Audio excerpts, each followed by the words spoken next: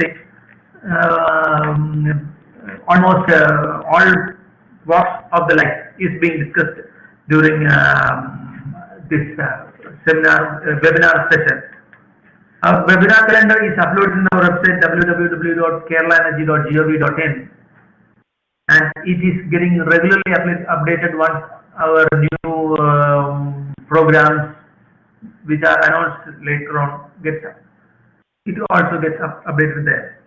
It is provided so that those who are interested in the program in some subject, they can get admitted to the various programs which are largely offered free of cost, barring a few certificate courses which are very nominal amounts. Now, let me come back to the day's session. EMC is happy to join with Energy Manager, a very respectable magazine being published in India for I think about 15 years now. Our current participation forms to be a year-long webinar series which is designed in such a way that one issue of the Energy Manager selected from the archive is adopted in each of its sessions. The online program is designed in such a way that the guest editor of the issue shall deliver keynote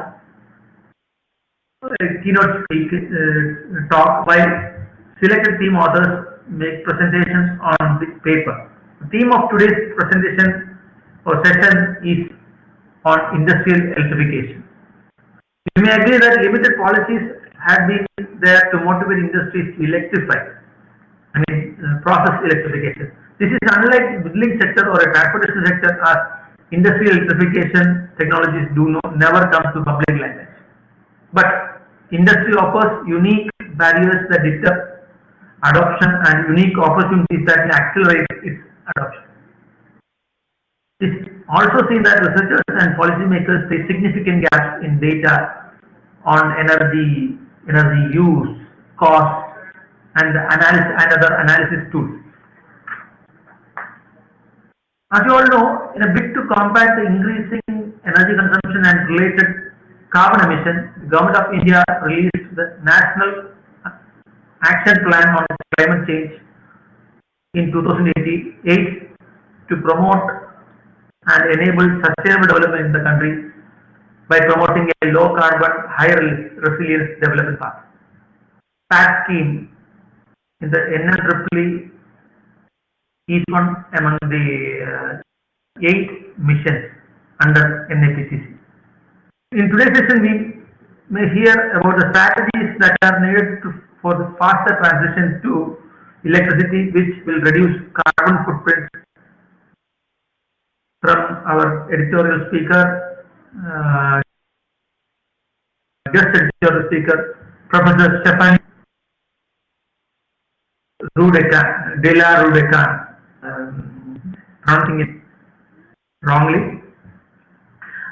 A paper on case studies and feasibility report on SMEs in accelerating switch to electrification in industrial process by Sri Prasanna Pal, and another paper on major challenges for electric mobility in India, which may be related to institutional systems and policies, charging infrastructure, etc., done by Ms. Charulata. I am not detailing onto the speakers of the session, because we have Engineer C. Jayaraman, who happens to be the moderator of this program, and he is a respected national figure in energy conservation and a distinguished member of various professional bodies related to energy, and also the chief editor and publisher of Energy Manager magazine.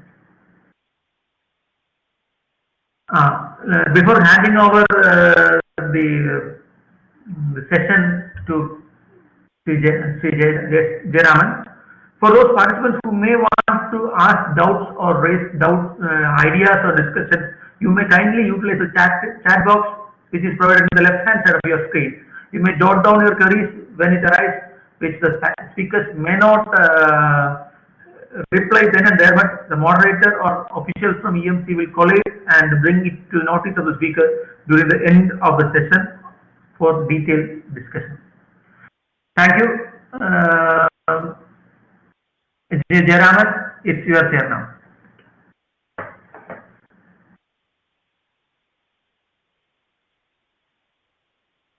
Hello, can you hear me? Yes, I can hear. Yeah. Okay, good morning to you all and good evening to Stefan. I'm really happy today to be the coordinator or the moderator of this session because we have some stalwarts from energy representing here and going to talk to you. So I'm not going to take much of your time, but before that, I just want to let you know that this is a common initiative of Society of Energy Engineers and Managers and Energy Management Center. We are Society of Energy Engineers and Managers have been bringing out a magazine called Energy Efficiency Manager, and every month we are going to take up one issue of the magazine and bring before you the best of these energy experts to discuss the matters. And today this topic is discussed about the magazine on industrial energy efficiency, and we had three stalwarts from one of the most renowned organizations across the world. And one is Lawrence Berkeley National Lab, another is the Energy Research Institute India, TERI, and NRDC. And we have three great experts who are going to talk to you about these topics. I'm really happy to have all these experts here on the panel, and especially with Stefan, for whom this is almost a late night. And so what I think is, if Stefan wants to leave the meeting early, after her, she will be making the keynote address. You can post your queries on the chat box now, and she will be able to answer that. Or if she and she can answer to a few of your queries, and then if she wants to leave early, she can first do that. Dinesh, I think it's okay for you. Hello, can you hear me? Yeah. Okay. So I don't want to waste much of your time, but just want to introduce the first speaker, the keynote speaker of the day, who is one of the most renowned experts in the world on energy efficiency. And she is a Nobel laureate, along with Al Gore, the IPCC. And many of the researchers from Lawrence Berkeley had contributed immensely to that IPCC report. And Stefan is one of the recipients of the Nobel Prize for Peace in 2007. I met her in 2010 along with another Indian Nobel laureate called Jayant Sathe, and since then we have been in good touch. And she is an expert in the field, and she is the IPCC lead author for the coming assessment report.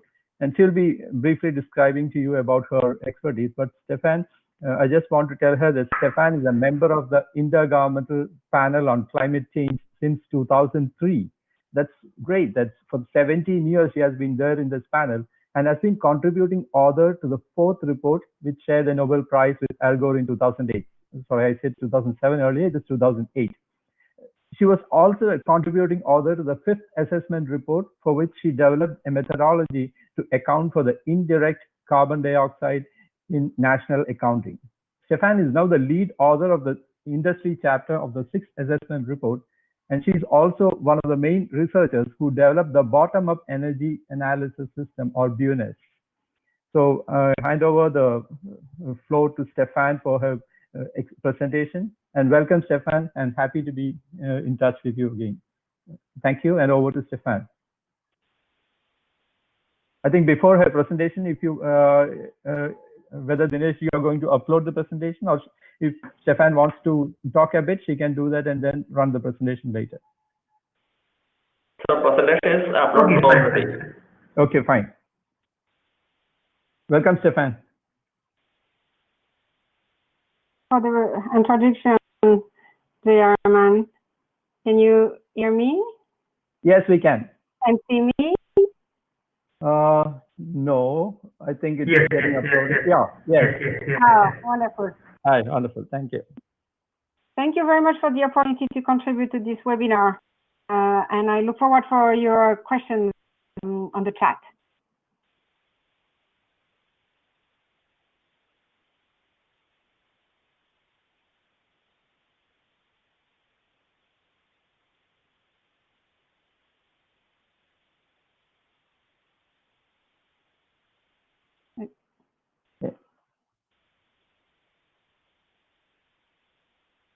Okay, great.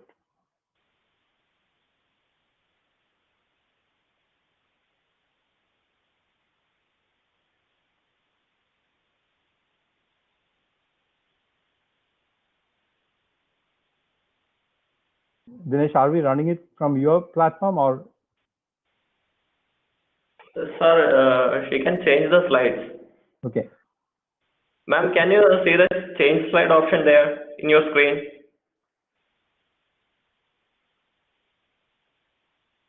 Then we can hear you now. Can you hear us? Yes, I can. Yeah. So, is it, I going to play the presentation or should I That's present fine now? now. Now, if Yeah, you you want are- the EMC to play, then we can play the presentation and you can come back after the for Oh. the discussion, whichever is convenient for you. Yes, you can go ahead. I think Dinesh, you can play the presentation and then Oh, sure. We will present because it. yeah. And if you want to stop in between, you can just tell that, and we can pause and then move forward.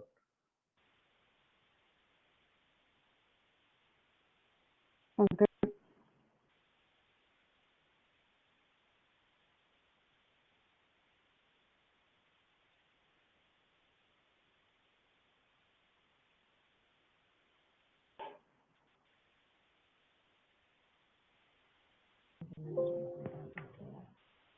I'm a researcher at Lawrence Berkeley National Laboratory, or Berkeley Lab, as we know commonly. Berkeley Lab is a research laboratory of the U.S. Department of Energy and is managed and operated by the University of California. We are more than 4,000 employees, but most of the people work on energy-based research. Our department focuses on applied research, business, analytical, and experimental methods and tools to assess the technical, economic, and market potential of emerging technologies. And we look also at the associated impact of those emerging technologies.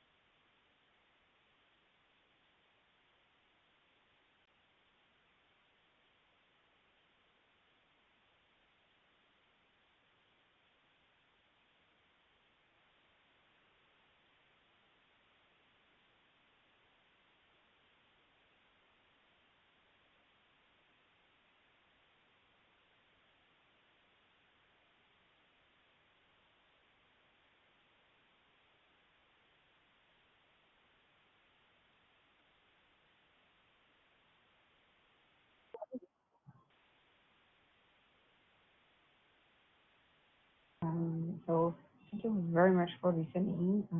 Here are my contact information, and I look forward for the discussion. Thank you. Thank you, Stefan.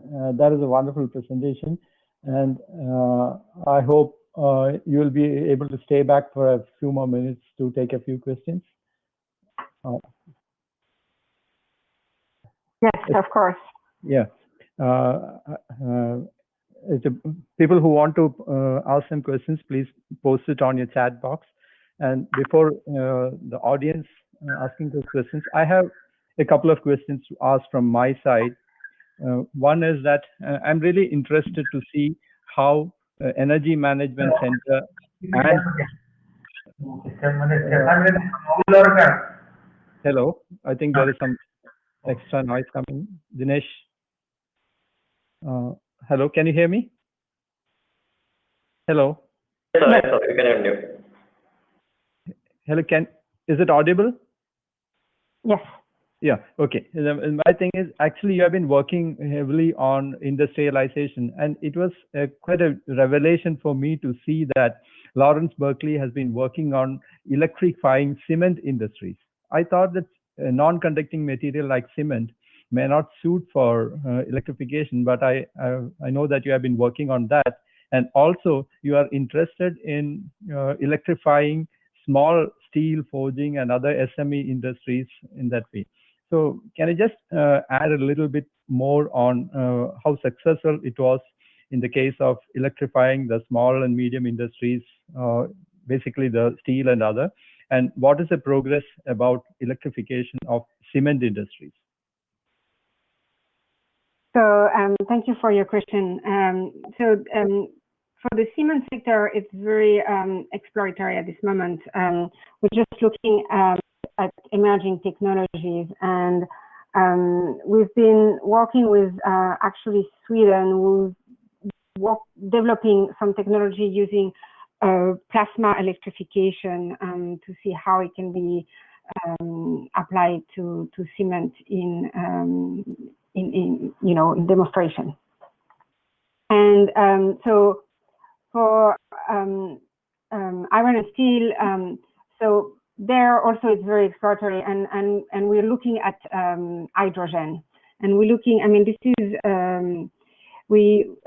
there is some. This is more like research lab, and we're looking at how hydrogen can be used as a fuel to eat in the process of making iron. Great. Yeah, there's a question from one of the participants. Why Yes. China and India are predicted to have higher energy intensive industrial growth? What is the impact of outsourcing policies of other countries affecting this? What is the impact of outsourcing policies of other countries? Wow, so those are very good questions. So I think projection in China actually is the projecting the emissions from the industry sector to kind of plateau, and somewhat to reduce over the next 10, 20 years. And so some of the reason is that there is some level of saturation. But you're right that a lot of the growth that we see in China is due to some of the trade activity and the fact that a lot of the produce that is used in many other countries are produced in China. Oh, great. So yeah. Yeah, carry on. Continue if you want to add. Is that and so I don't know, the question, if the question is about the fact that potentially in some countries, like for example in California, in other countries where there is more stringent regulation, obviously there's this question of how does that impact does that outsource emission in other regions of the world, and that's a big question. And so there are also possible policies to address that, and which are more, instead of having uniquely a production, vision on the policy, trying to more integrate a consumption-based policy. And, so when you build, buildings and bridges or etc., then trying to have some standards so that the steel that are bought for those construction are green. So wherever they produce, they are bought that based on the low carbon feature of the steel. Yeah, great. Yeah, that's a good thing. And there's another question on any progress in making hydrogen from ammonia through electrical route. You have any idea about production of hydrogen from ammonia through electrical route? I think there are some also some demonstrations. I think probably in Europe they're a little bit more active on that, and where they use hydrogen as a feedstock, and producing hydrogen based on water electrolysis. Yes, great. And there's one question that is linked to what I've been asking about. Shall we take steps to increase the usage of renewable sources in India first? So I think EMC and Lawrence Berkeley can really work forward to see how the industrial electrification can happen in future. And I hope that this will be a good initiative to start the discussion with. And I know the expertise of people like you and the entire Lawrence Berkeley, and Kerala has so far not been effectively using this in collaboration. So this is an interesting topic to start with and discuss. And thank you, Stefan, for your time. And I know that it's almost 10 o'clock in the night for you. And the entire California is burning and filled with smoke. And it will not be a good time for you to continue. And if you want to continue in the topic, you can. And if you want to add something more to the presentation, I think probably you can take another 3, 4, 5 minutes to add on to the presentation. And then we can move on to the other experts who are going to talk. Is it okay, Stefan? Yes. I will stay on, and listen to the next presentation.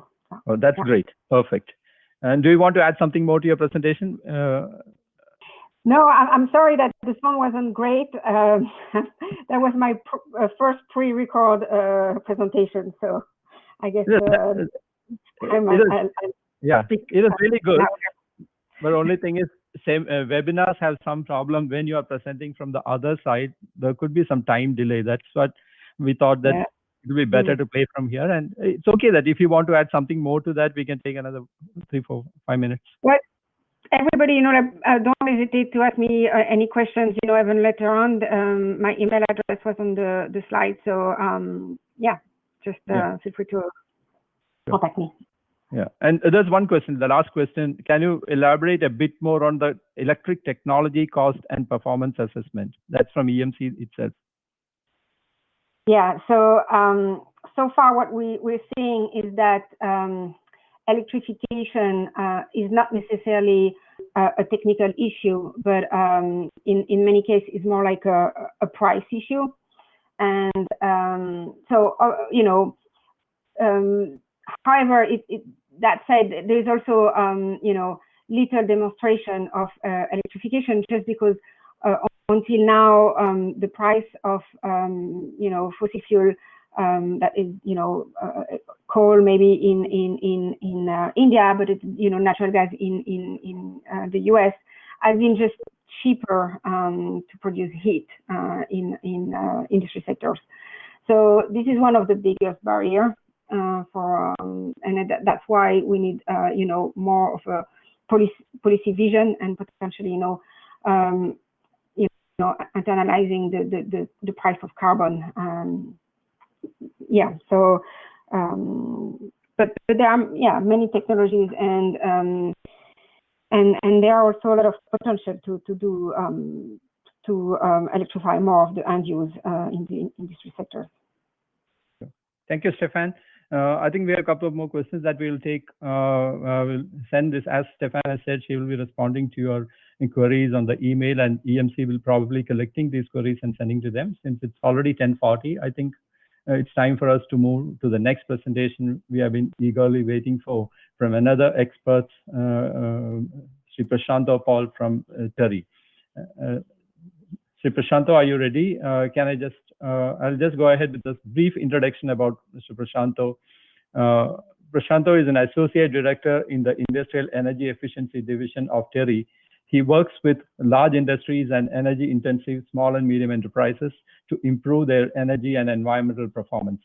He has around 30 years of experience in the energy and environmental sector and has been with TERI for 24 years. At TERI, he has been closely involved in conducting energy audit studies, energy efficiency advisory services in industries, baseline studies under the PAT of Bureau of Efficiency, and also in capacity building activities related to promoting energy efficiency. He leads several multidisciplinary research projects in these areas and published several papers in international and national journals. He has also authored a book called Towards Cleaner Technologies, a process story in small-scale foundries. And Mr. Prashanto Paul has been educated in India and UK, and he received a bachelor's degree from one of the prestigious institutes in India, IIT Delhi. And welcome, Sri Prashanto Paul, for your presentation. Yeah, thank you, Mr. Jayaraman, for the kind introduction, and good morning to all of you. Am I audible? Hello. Yes, sir. Yes, sir. You are audible. You are audible. Very clear. Okay. Well, I must compliment the Energy Management Center of Kerala and Energy Manager Magazine also for organizing this the webinar or the even panel discussion on this important theme of electrification. Because I mean, all of you must have already attended a large number of seminars and events on energy efficiency and renewable energy, and there has been very little so far on electrification, and I'm glad that it is leading traction. Because as Stephanie already explained, the three pillars of decarbonization essentially is energy efficiency, that is first of all, then to go for renewable energies as far as possible, and third would be electrification. Because with the increasing use of renewable energy in power generation, electrification, the emission factor of the grid would come down, eventually is coming down already, and would lead to decarbonization. That is the thing. And my topic of discussion today is on small scale industries. And as you all know, it is mainly centric about India. Our work we have been doing in India, and as you all know, MSMEs are the backbone of industries in India. And for large industries particularly, there are schemes like PAT and other mechanisms by which they can decarbonize.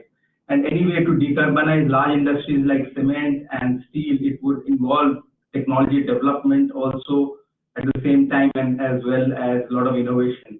Whereas for MSMEs, essentially the technologies are already there, as you see, and it is mainly identifying awareness and a bit of economics also, the bringing down the cost of the capital equipment and bringing down the cost of electricity. I'll go to the next slide. Yeah, essentially, talking about the background of the study which we have been doing on electrification of SMEs is, as you already know, that industry is a major consumer of commercial energy. Commercial energy, essentially the coal, oil or gas, and electricity. These are the commercial forms. We are not talking here of biomass particularly. So these are consumed in huge quantities. And India is already a signatory to the Paris Accord on climate change, where we have voluntarily pledged to reduce the carbon intensity emissions related to GDP, that is by 33 to 35% by 2030 from 2005 levels. And we have also pledged to reduce our power, basically dependence of fossil fuel power generation, and step up our non-fossil fuel power generation, renewable energy and hydro energy to 40% by 2030. So in this context, electrification of fossil fuels, particularly fuel-based processes in industries, along with decarbonization of the power sector, it would be an essential component for clean growth strategy for India. And this is overall the background in which we have been doing this work for the last 2 years. And the studies have been supported by Shakti Sustainable Energy Foundation, and we have done feasibility studies in large number of SME processes. As you can see, actually there are a large number of processes in foundry, forging, wire drawing industry, refractory industry, brick making, clay bricks, chemicals, foods, aluminum utensils, aluminum extrusion, tea processing, and material handling, also brass melting, and so on. And we have looked at various applications in this, right from melting of the metal to even drying of tea, which is a huge, highly fossil fuel intensive processes, to annealing processes in aluminum utensils, or reheating of billets in forging and extrusion processes. So, we have looked at a wide cross-sector of applications in SMEs and studied the feasibility and what are the main barriers and challenges. And through 3 examples, today I will just highlight some of the major our findings, which is almost replicable to many other sectors also. Now let us take the example of, this is an example from wire drawing industry. Mainly the people who are participants from India familiar, it is mainly industry concentrated in eastern part of India, in Jharkhand as well as in West Bengal, and largely concentrated in MSMEs. And they use very crude furnaces. This is basically for melting the lead. They call lead bath, where it's for stress relieving, where the lead is kept at a temperature of 350 degrees or so, and the wire essentially passes through that for stress relieving. And here we looked at the feasibility of electrification. Now, the electric induction heating, although it's a bit expensive, 25 lakhs for a small industry, but at the same time, what we found was this was the price we have done electricity for Jharkhand was 6 rupees 50 paisa. It is highly feasible.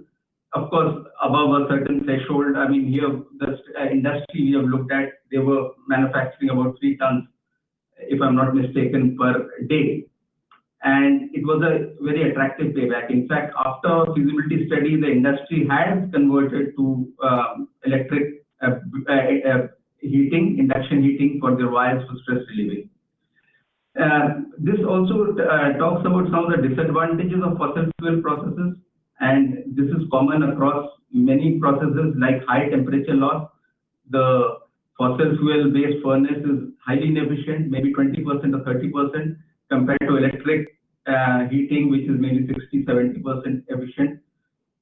Pollution, highly pollution, and also the cost of lead, for example, and it could be other maintenance costs also. These are the disadvantages of fossil fuel. Whereas electric processes have, although they have a barrier in terms of the higher initial capital investment, and this is across most examples, but at the same time, very low awareness. For example, this cluster where we looked at in Jharkhand, in Ranchi, there were 6 wire drawing industries, and they were not aware that even one can use electric induction heating for their process. So they have been using this for age-old technologies for long. And the other barrier, it is not a barrier here particularly, but if it's volumes are less, for example, the electricity tariffs in West Bengal, for example, where it is more than 8 rupees, about 9 rupees per unit, it may not be very economically feasible to adopt electric billet heating at that price. I'll go to the next example, which is essentially melting, iron melting. As you all know, cupola has been used for decades by MSME foundries and that using coke, cupola uses coke, and this example looks at conversion from cupola to induction furnace. And we did this study in a foundry in Howrah, where we have actually helped them to install the cupola earlier. So and we looked at the feasibility of conversion, and the investment was again very high, and it was apparently from the data which they had, it was not feasible for them to convert to electric purely based on energy savings. Of course, the other benefits are there in terms of better quality of metal and other benefits of cupola, which I'll come to. But purely in terms of energy savings, conversion from cupola to induction is feasible. What we found, we did a sensitivity analysis and found that it is feasible if the electricity price is 7 rupees 50 paisa or below. And if it is more than that, it may not be feasible immediately, purely on energy savings. Like for all applications, we also estimated the carbon emissions reduction, all India basis. For cupola, for example, just to give you a figure, it could be more than 52,000 tons of carbon dioxide saving per annum, assuming certain assumptions are there. 30% of the sector is using melting is from cupola. Now let us again look at the disadvantages of this cupola, the coke-based cupola, and what are the barriers to that changeover to induction melting. Disadvantages are mainly essentially it is not easy to control the temperature or the metal chemistry in a cupola. It requires pollution pollution control system to bring down, and quite expensive in most for MSMEs to afford. And it is also manpower intensive, the entire process. And however, but still people continue to use it for the barriers which are mentioned here. One of the major barriers is the very high capital investment, initial investment for MSME foundries, not only in the capital equipment, but also in getting the HT connection, maybe high, as the energy professionals from India are aware, getting a HT connection is not easy. It involves high cost of cabling, it involves transformer costs and so on and so forth, which is not easy for MSMEs to afford. And as I mentioned, the high cost of electricity tariff in certain states, particularly West Bengal, where we have done many of the studies, it remains a barrier to accelerated adoption of electrification.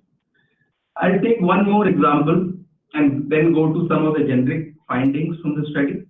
This is an example of forklift truck, which is not only used in MSMEs, but also in large industries, warehouses, and construction, and so many other applications. And mostly, I mean, industries are using diesel forklift truck. That is the most common. And there's a lot of misconception about using electric forklift truck. And we did the study in several industries, and we found actually the graph, the pie chart shows that they only look at the energy cost of diesel while comparing with electric. Whereas if one actually takes into account consumables and maintenance costs, it is a significant amount. Like it has to go for servicing at regular intervals and so on. Whereas these costs can be eliminated. And we've done the feasibility for a 3-ton forklift. The investment cost at that point of time was around 13 lakhs. I think it has come down a bit since then. But even with that, it has got an relatively attractive payback on investment of 4 years. Not to mention that if industries adopt renewable energy on the rooftop and actually have the battery bank charging from renewable energies, then this payback would be more attractive. Now let us look at some of the disadvantages of using diesel electric. One is, as I mentioned, high operating cost of maintenance and diesel. Pollution. In fact, there's a regulation in Factories Act that diesel forklift cannot be used indoors. So it has to be cleaner, electric or LPG. But people are unaware of that kind of regulation at all. And the limited life of a diesel vehicle, as you know, 7 to 10 years. The barriers to switch over to electric forklift now presently are the slightly higher initial investment, low awareness. And we were very surprised when we visited pretty large industries, even organized industries.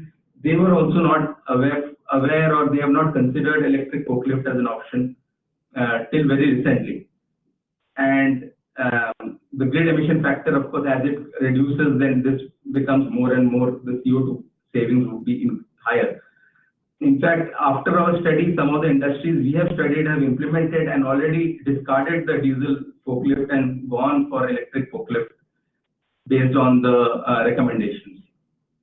Now, let me move on to some of the generic findings. And of course, if any of you are interested in going through the other industries or have any other interest, we have published already some of the results in the Energy Manager, and some updated results are also available with us, and we can share that with you.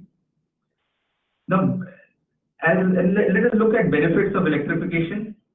In fact, to all the energy professionals who are attending today's webinar, I would think, like, usually, and that includes us also, when we go to a plant, we usually look at a process purely in terms of improving the efficiency. If we go to a fossil fuel process, then we looked at flue gas, how to reduce flue gas losses, how to reduce insulation losses. We seldom consider a switchover of technology. And this particular study has been an eye-opener, and I hope this also proves to be at least a food for thought for other energy professionals to look at technology change as well.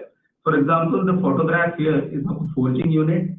Before, they were using this FO-based furnace, and then after our recommendation, they have changed over to this electric billet heating, and you can see the two photographs alongside.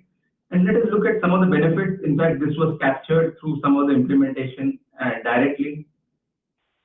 Electric processes definitely have a higher energy efficiency, as that is obvious. It is much higher than fossil fuel-based processes. The payback on investment, in most cases, can be achieved from energy savings. So it is still attractive to even purely in terms of changeover of technology. The other advantages, not only from energy savings, but it is easier to control process parameters, easier to control temperature and so on, better control on quality of material, higher productivity, less maintenance requirements, less pollution.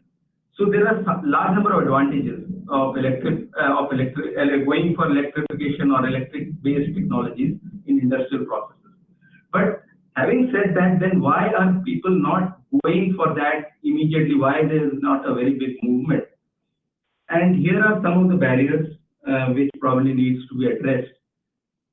First is low awareness, and this, I think, one is education of even the energy practitioners like ourselves would itself, is low not only, and then of course the various stakeholders need to be aware, right from the industry to the policymakers, that the electric options should be closely looked at wherever feasible, or even wherever not feasible, then also why it is not feasible. Higher initial cost. This is one of the major barriers. Upfront cost of investment will be higher, but as I mentioned before, there's a payback on investment in most cases. The major barrier to electrification in India, particularly in MSMEs, we found is the high cost of grid electricity for industries, and particularly in some states it is extremely high. And not only the electricity cost, but also the associated cost of infrastructure, which I mentioned, to get higher HT connection and so on and so forth. That is quite a barrier. And there are very few technologies in our studies, like in tea industry, the tea drying or tea weathering or electric boiler, where the technology is not fully commercially mature, or at least in India, it has not been demonstrated. There are instances of that technology being used in other countries, but in our industry, they have not seen that in operation. That remains a barrier. So there's a need for a technology demonstration in some technologies also, and some bit of innovation. Finally, I would like to come to the last slide, which is on the key insights. Of course, from a study like this, we have got large number of insights, but I would like to just stress on two here for simplicity. One, the first barrier to this there has been the low awareness. So awareness generation among all stakeholders groups on opportunities for using electric options should be promoted. And this particular, webinar is just one step in the right direction. And I do hope that we would have more discussions on such accelerated electrification of industrial processes in the future. The major barriers which I mentioned earlier is the high cost of electricity for industries in India, partly because, as you all know, electricity is subsidized for households, domestic sector, and the agriculture sector in India. In fact, agriculture is mostly free. So the cross subsidization, the entire amount gets loaded into industry.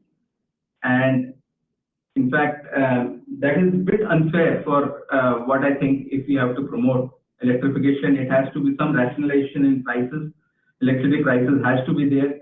Some support to industries has to be there. Otherwise, it cannot happen. And I'll finally end with what our Honorable Power Minister, Mr. Shri R.K. Singh had said.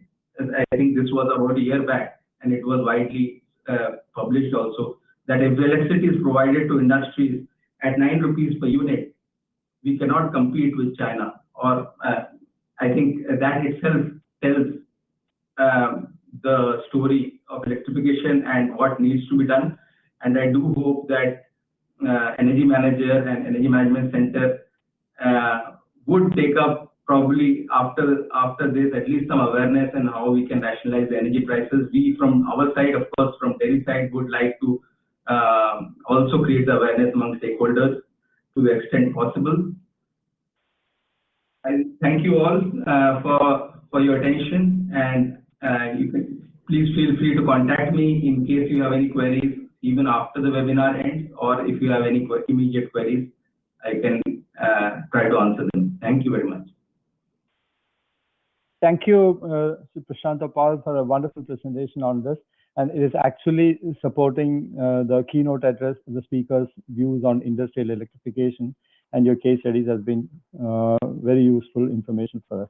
There are a few questions from experts from Energy Management Center itself on the issues of power quality on electrification, and also on what the reliability. One question is, I think either Mr. Prasanto or Stefan, anybody can answer this. What is the impact of reactive power requirement of the grid supplying electrical heating loads, and how dynamically it can be managed? And it is another question subsequent to that is, what are the comments on reliability if used to electrical heating and industrial process in case of power failures? Will it affect the continuity of sophisticated process? Mr. Prashant, would you like to add something on the power quality issues and the power reliability issues?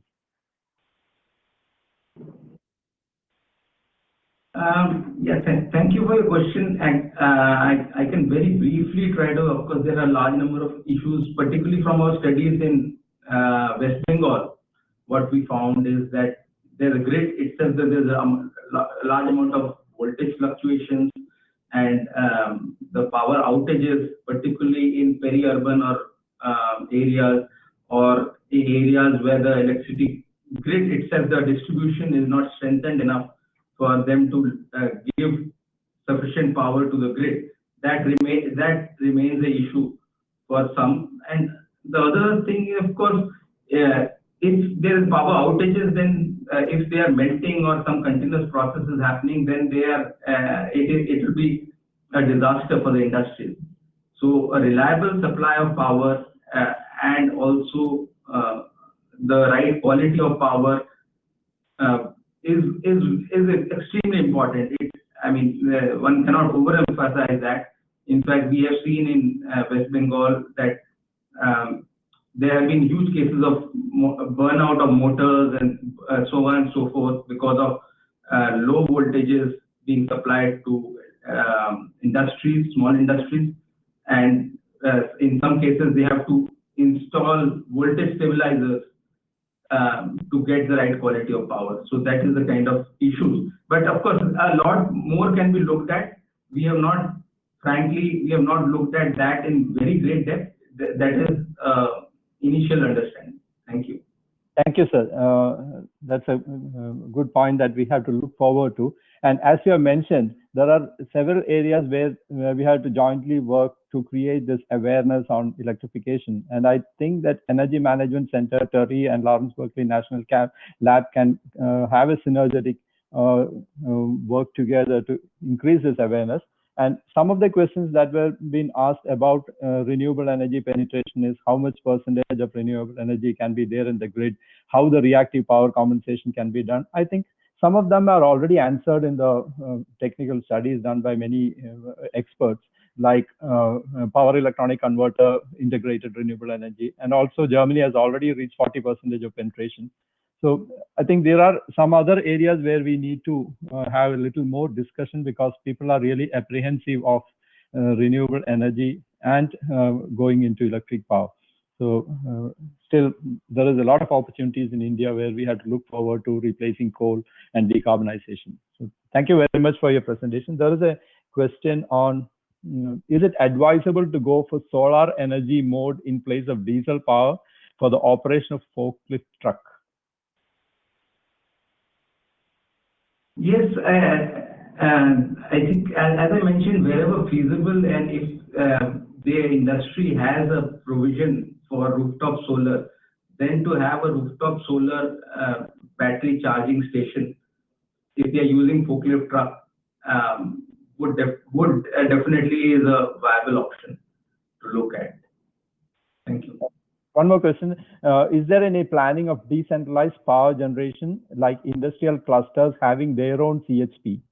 TERI has been doing any such work, or decentralized power generation with CHP? Combined Actually, I mean, we know that I think it has been experimented with, particularly for steam-based industries. Steam using decentralized generation of steam. As you know, there is a company called Steam House, which is pretty successful in Gujarat in certain clusters. But for power, I have not come across some examples. In fact, the thinking in the Ministry of Power at the central level is that they should probably discourage industries from going from captive power generation. And they should use grid power because now grid power is surplus, as they say.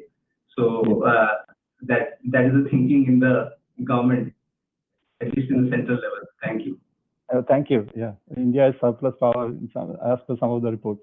So thank you very much, sir. I think for those who want to have a detailed presentation, Sri Prashantho has written an excellent article in our magazine, and I'll share my email address later so that you can, if anybody wants to read through the article from Stefan and Prashantho, we are happy to share those magazines with you.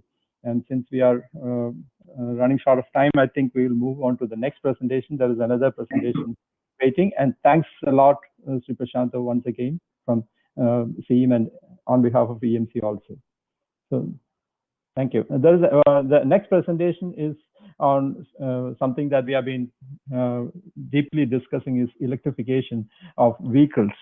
And we have an electrical engineer who worked in Bechtel for a long time, almost 4 years, gained experience in execution of designing projects, and then moved on to as a senior consultant of Ernst & Young, and worked in this consultancy sector for a long time, specific to climate change adaptation.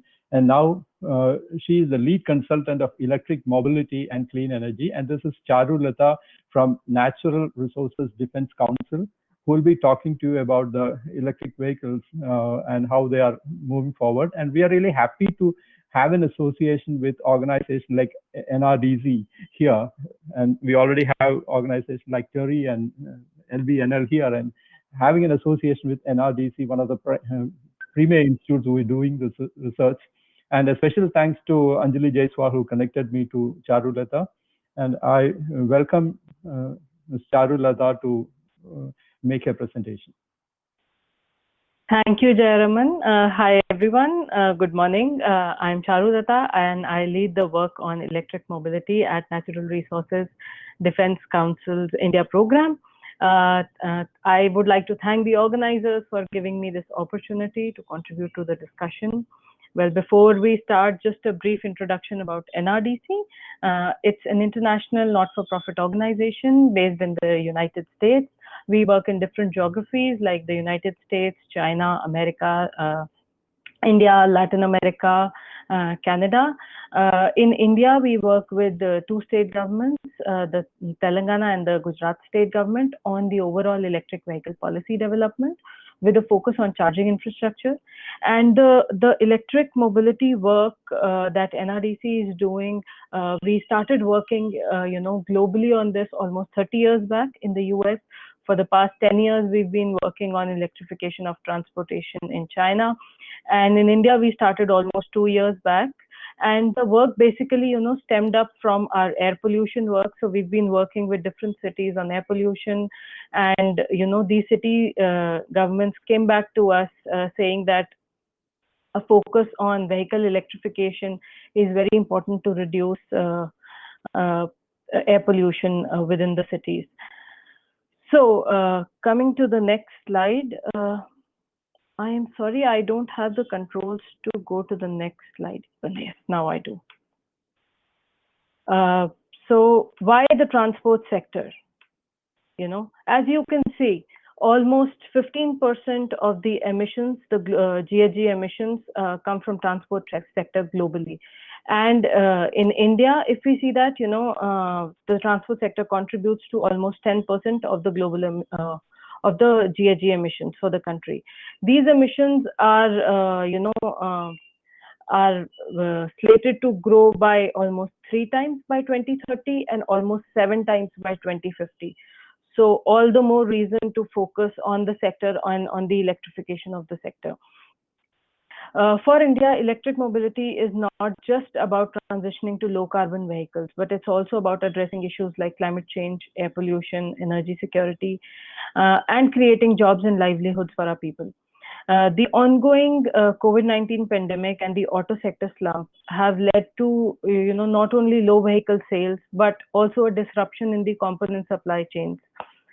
And this highlights the need to double down our efforts towards low carbon transition. Advancing electric mobility can help meet India's multiple objectives and also revitalize the automobile market to some extent. The economic recovery steps that will follow, however, would need to focus on developing a very clear roadmap to enable this transition and to push indigenous manufacturing and the concept of Atmanirbhar Bharat, or self-sufficient India. We believe a strong and systematic push to introduce the right kind of policy levers would be required. As we can see, there are multiple benefits of switching to, of transitioning to electric mobility. You have reduced dependence on imported fossil fuels, reduced oil import bills and energy security, as well as improved air quality and health. So what has the government been doing on electric mobility? Well, the government of India has been motivated by energy security, air quality improvement, and industrial competitiveness when it comes to transitioning to electric mobility. The faster adoption and manufacturing of electric vehicle scheme, the FAME2 scheme, was launched last year in April.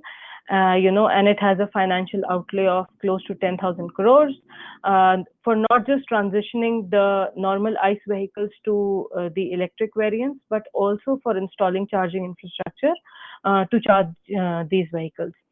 The ministries and state departments have introduced a number of complementary and complementary fiscal and non-fiscal incentives, which include green license plates for the electric vehicles, registration fee exemptions, road tax waivers, EV charging as a service, rationalized custom duties, reduced GST taxes, some mandates are also being explored currently by the government, like higher ICE vehicle registration fees or mandating the electric commercial cabs and public buses. States here are playing, a leading role in transitioning, wherein they are introducing carrots as well as sticks, both incentives and mandates. And the good news is that the Delhi and Telangana states, they recently released their electric vehicle policy in the last 2 weeks, and we had another very good development that the government has now allowed the sale of vehicles without the batteries, which essentially reduces the upfront cost of an electric vehicle, which is essentially being perceived to be really high. The graph that you see basically talks about all the green areas, talk about the states that have already released their electric vehicle policies. The yellow ones are the ones that have electric vehicle policies in draft phase to be released soon.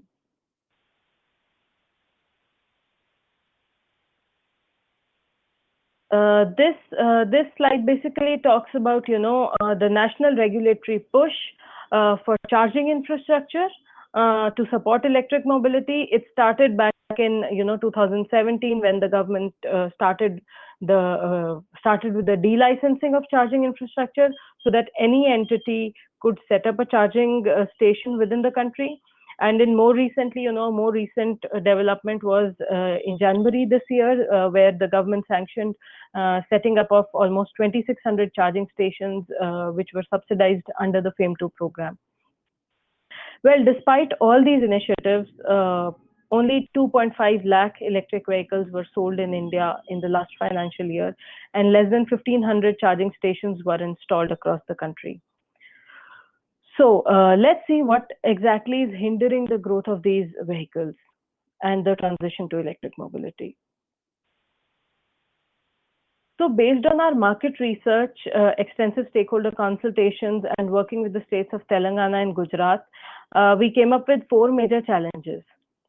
And the first one, 3 major challenges. The first one being institutional and policy related challenge.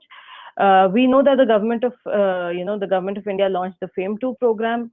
However, a clear roadmap for transitioning to EVs is not available. India doesn't, have any interim targets for EV sales, unlike we had in the solar mission, which had very defined timelines and targets. Further, due to limited state and central coordination, there is a delay that is being observed in the implementation of these policies. And most schemes and policies introduced, they provide subsidies, and it's time, some mandates are also introduced. So kind of saying that, introducing some sticks and not just relying on carrots. Coming to the second challenge, which is on charging infrastructure. So like I said, India currently has around 1,500 public chargers. And to put this into perspective, a very small state in the United States, Massachusetts, it alone has around 2,000 public charging stations. And while the city of Beijing in China has more than 40,000 charging stations, public charging stations. So what is basically, stopping the growth of EV charging stations in India? The biggest barrier is lack of sustainable business models, along with very high land cost and grid upgrade cost, which form another major barriers to deploying of these chargers. Further, there are no standards for fast chargers in our country, which is actually leading to the adoption of all kinds of connectors, CCS, CHAdeMO, GB/T, which is, driving the cost up by pushing the utilization down. And once the utilization of a charger is low, the payback of the business becomes higher. Under the last, barrier, vehicle supply, we believe that policies like zero emission vehicle programs are missing in India to ensure regular supply of electric vehicles. Introduction of such mandates will ensure that the Indian consumers have enough choice when it comes to electric vehicles. Currently, if you see, India almost has around 5 to 6 different models for electric buses and a few models for electric cars. So providing that choice to the Indian consumer is very important for the uptake of these vehicles. This will also, such a mandate can also push car makers like Maruti and Hyundai, which account for almost 70% of the Indian passenger vehicle market, to swiftly move towards electric vehicles. Indigenous manufacturing, poses another challenge, which the manufacturers in India, we believe, are not currently equipped to handle. So the Make in India campaign and, the Atmanirbhar Bharat campaign is definitely pushing the industry towards domestic manufacturing, which will not only help in, producing electric vehicles for domestic usage, but also exporting them for international use. Well, so though the challenges look daunting, they are not new for a growing economy and not new for a lot for any new sector. And with this, I will turn to the opportunities that can be tapped into the near term and will help push the electric agenda forward.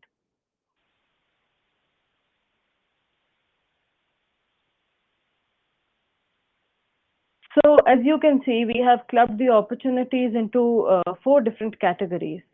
The first one being government action. I think, in our opinion, at the central level, support is needed for successful rollout of existing commitments, like the deployment of 6,000 electric buses and 26 charging stations under the FAME2 program. Also implementation of the storage mission, which has been approved by the cabinet for a few months now, but has been, pending official notification. At the state level, it's very important to roll out the electric vehicle policies and deployment plans, as well as, training and skilling programs to ensure that we have a EV-ready labor force to cater to this sector. Looking at the second opportunity, which is charging infrastructure, which is again very close to our heart, and the work we do at NRDC. There are 2 major constraints, like I said, the cost of land and the grid upgradation cost when you connect a fast charger to the existing electricity grid.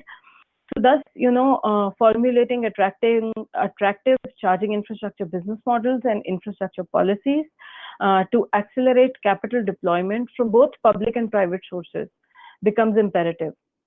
Like China and US, if India also starts treating charging infrastructure as part of the overall electricity distribution system, it can actually be a game changer.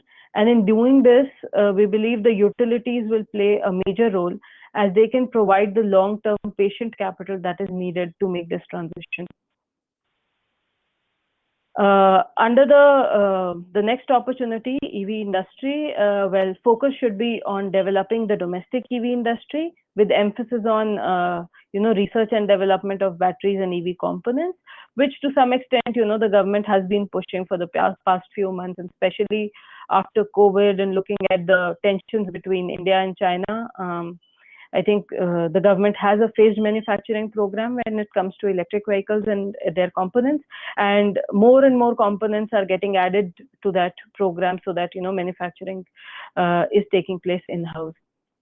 Also, introduction of innovative financing mechanisms to boost the market will be a great opportunity to push EV industry. And lastly, on strategic communications, the communication around electric vehicles, it needs to include positive arguments like the role of electric vehicles in improving the local air quality and health, creating green jobs, improving economic growth, and enhancing energy security by reducing oil imports. Well, these are some of the major opportunities which will further accelerate India's ambitions towards electrification and combating climate change and reducing air pollution. With this, I'll take a few more minutes to delve a little bit deeper into one of the areas we work on extensively at NRDC, which is EV charging infrastructure.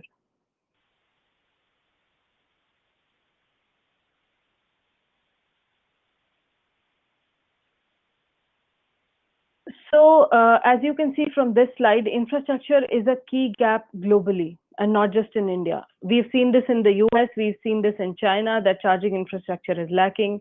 And in India, we have seen what kind of barriers exist. So charging infrastructure lacks in numbers, funding, consumer experience, land acquisition cost is high, the grid connection uncertainties are there, and we need sustainable business models around that.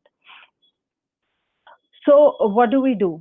we start with, prioritization of electric vehicle use cases. We can't electrify every vehicle or every vehicle segment that is available. So we need to pick segments that make more economic sense to be electrified first. And once you choose a segment, what comes next is, how do you place the charging? For example, if it's two-wheelers, you might, most of the charging needs can be met by residential home charging only. When it comes to electric buses, you might need chargers within the bus stations, or, during the, along the route of the bus. So the next thing is that after you've chosen the vehicle segment, you look at the different approaches to site these chargers. So we did a study that talks about the 3 different approaches that are available globally to site electric vehicle chargers, so that, the charger utilization is high, and the cost, eventually the cost and the business case for the charging infrastructure improves. So looking at these 3 different approaches that were available, we realized that, we realized that the hybrid approach is the most beneficial approach, and, it's very closely related and can be implemented for the Indian cities. What we also did was that over the past year, NRDC and partners developed a detailed Excel-based model for assessing the financial viability of charging infrastructure networks for specific vehicle segment use cases. And this modeling exercise, involved extensive primary and secondary data collection from India, with diverse set of stakeholders. The flowchart here basically shows you the process of the model. What basically the model did was, I'll come to the next slide to show you some of the results. So as you all can see, these are sample results for Hyderabad EV taxi.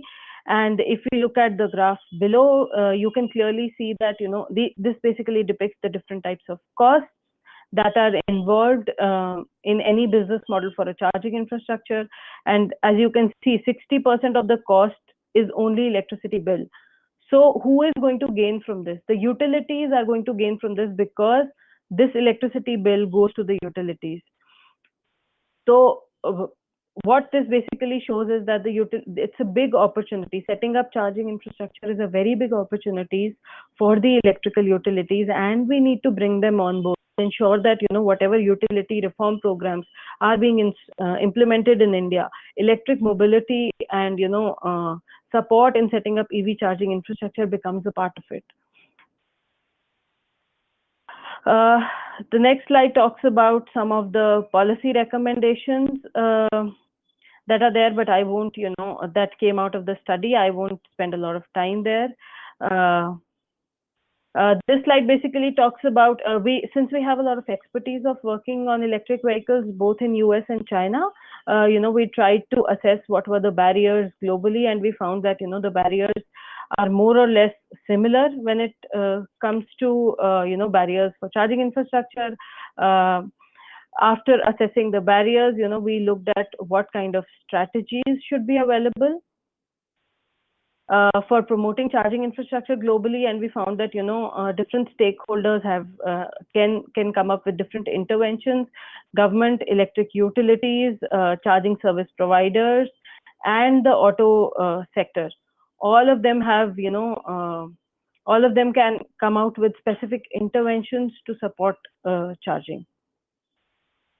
The next slide basically, if any one of you needs more information regarding this, there are a few publications that we have done on electric mobility in India, focused on charging infrastructure. So we'll be happy to share more information on that. And I'll be happy to answer any questions that you have. Thank you. Thank you, Charulata, for that wonderful presentation. And there are a few questions on the chat box. I'll go with that. And the first one is from Abhay Nagte, one of the senior members of SEAM. He's asking, in a developing economy like India, what priority will you assign to developing electric vehicles purely from the point of view of economy? Economy, of course, includes environmental impact, he says. Well, if you ask about India, I should say, you can't give it the highest priority, but it should always be there, because when you look at electric mobility, you're not just transitioning your own transport sector. India being a manufacturing, dominated country, it's not just going to help in environment, but it's also going to help us in manufacturing competitiveness. So developing our industry to ensure that we are able to support international exports of electric vehicles in the future. I think this is the time for India to focus on electric mobility and slowly transition towards it. But having said that, I think one argument that goes hand in hand with this is, and I'm sure somebody might have a question on that, is the electric vehicles apparently are feeding the energy, are actually being fed the coal-powered energy. So once you think about transitioning to electric vehicles, you also need to think about integrating more renewables into the grid, so that these vehicles are eventually fed the clean renewable power to power these vehicles. Yeah, thank you. That's a good thing that we need to look into. There are two questions from Anish Rajendran from Energy Management Center asking, what are the planning strategies to be adopted in order to offer real-time best rate tariff to EV consumers in an urban area, and what is the scope of exporting power using vehicle-to-grid technologies? And there's another subsequent question, how can we maintain the load generation balance of utility grid, since EV charging load is highly dynamic in nature and unpredictable and non-dispatchable? All right. I think the first question was on tariff. So if we come to tariff, a number of states in India have already come out with attractive EV tariffs, which are lower than the industrial rates or the commercial rates for EV charging, and these are majorly applicable to public charging stations. When you talk about private charging stations or residential stations, the residential rate applies. I think another strategy that can be added to this is the time of use charge, which is currently being used extensively internationally, and states like California and other states in the US have benefited extensively from this by introducing the time of use charge, so that you can then balance the demand curve as well. On VGI, I would say as of now it is a long shot for India, but eventually in a few years time we definitely would look at vehicle to grid integration. Currently internationally there are a few pilots that are being implemented. There is one in China that NRDC was working on. There's another application that is happening in Copenhagen that I'm privy to, but large scale implementation is yet to come, and I think in India it's going to take a few years before we have vehicle to grid integration. The load generation balance question, can you repeat that, Jayaraman? And I can answer. Sure. Yeah, once again.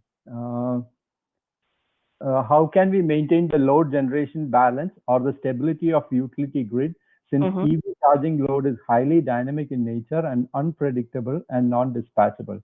I think you have some good examples from California themselves, because they have beautifully integrated this EV charging in their demand responses there. And probably that you can add on to that. Yes, and if we look at India, I think the first thing that we need to do is the power assessment, the load flow studies. So when we talk to utilities in India, one question that we ask them is that, have you looked at your grids and have you done an assessment of where the electric vehicle load could be in your grids, and will you be able to manage it? So this can easily be done through load flow and power flow studies. I think that will be a starting point for the Indian utilities. And like Jayaraman said, that looking at demand response strategies that have been implemented internationally, I think it will be a good starting point to take cues from there and start working.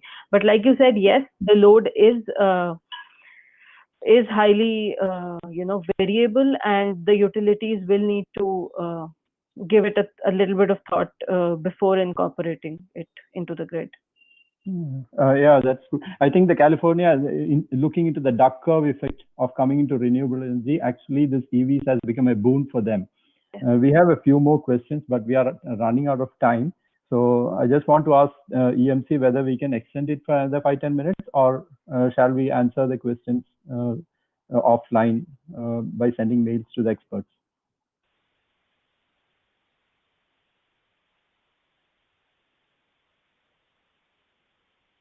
Yeah, thanks, Hari. He said we can extend. I hope the participants won't mind, even the experts also. We'll take a couple of more questions.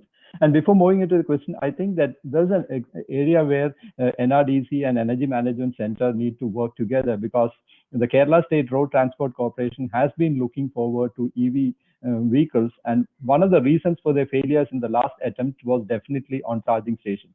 So, and I know that Director of Energy Management Center is interested to work with, and probably this could be a starting point for NRDC and NMC to work together. Another question is, when the full-fledged introduction of electric taxes expected in Gujarat and Telangana? Okay, well, the electric vehicle policies for both states are yet to come out. The last draft for Telangana that we saw, initially talked about 100% electrification of public transport by 2030. So that's what the state was targeting, but I think the policy is still getting updated before the final draft comes out. So I will not be able to comment on, when they will be able to transition as per the targets.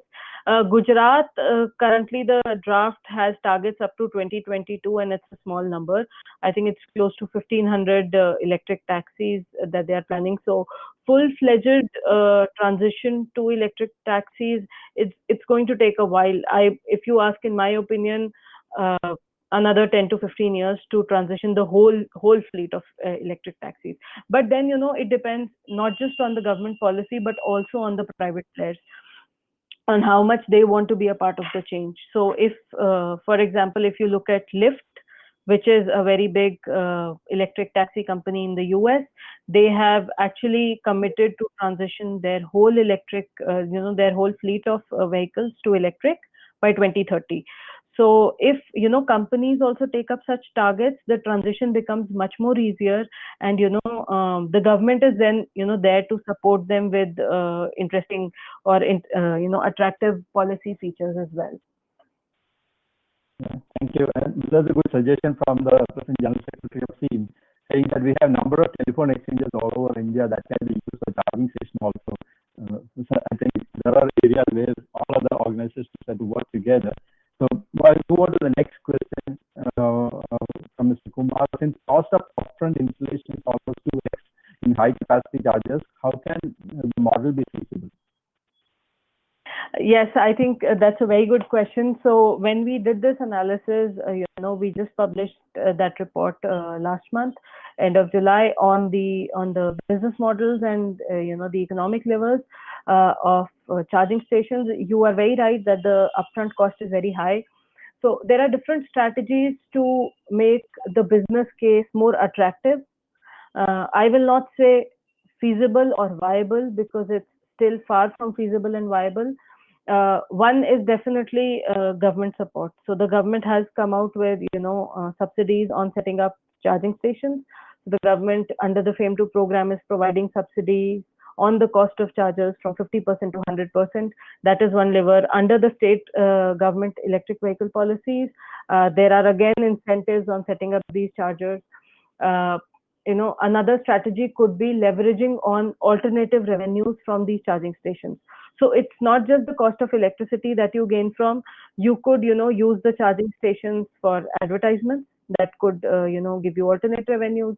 You could set up vending machines or kiosks, or have retail sales like petrol stations do, to make the business case more viable.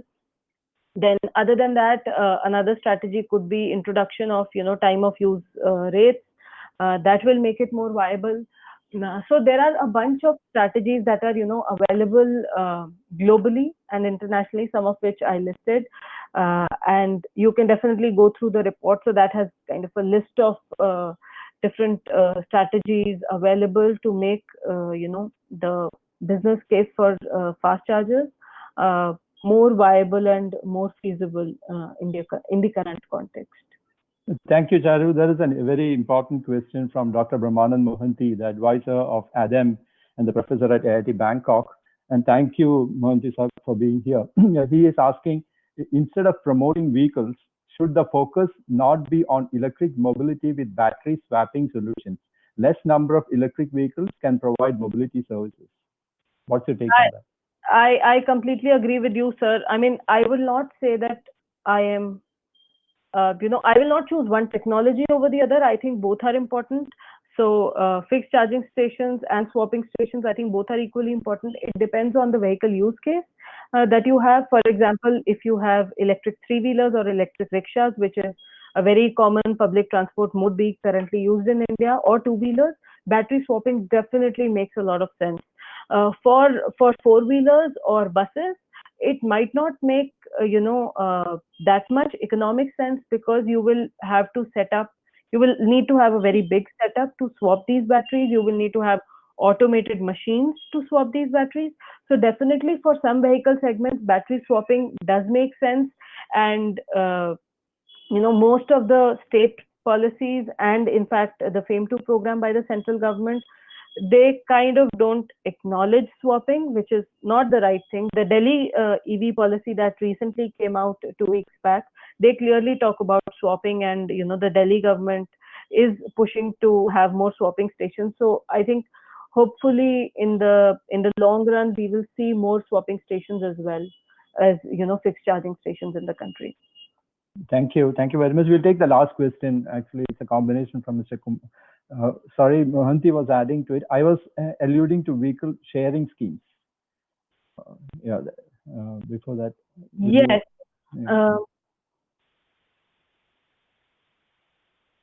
Would you like to complete that, and then we'll go to the last question from Mr. Kumar? Yes. So by vehicle sharing schemes, I completely, I think if you look at India, currently the focus for electric mobility is for shared transport vehicles only. So electrifying buses, electrifying taxis, electrifying public transport vehicles, and very less towards private vehicles, to electrify private vehicles. And one reason for that is that we have the issue of congestion, we have the issue of air pollution, and to combat both of these, we believe that having sharing vehicle sharing schemes and using electrifying more of public transport would definitely help. Thank you. I think Mr. Kumar is asking whether hydrogen fuel cell is going to replace, or are we always talking about the solid state batteries? I think it's going to take some time. It's not happening. Srinivas Kumar, I think she has already answered the question on Gujarat and Telangana, and we are already running more than 13 minutes of time, but no answer. Mr. Kumar, no answer. I have clear picture. I'm not getting you the question. Probably you can send us mail. I think they will be sharing that email to you. Mr. Srinivas Kumar saying that he was offline when you were talking about Telangana and Gujarat, and she said that it is yet to be released. It is only in the draft stage. And thank you very much for all the expert panelists, Stefan for staying back so long up to 11:30 in the night, and also Mr. Prashantha Paul for a wonderful presentation, and Charulata for this great presentation on EV. And I now hand over the control to the Energy Management Center, and hoping that this interaction with the world experts on Lawrence Berkeley National Laboratory and NRDC will be, we will have more and more interaction with these teams. Thank you, and over to Dinesh. Thank you, Mr. Jayaraman.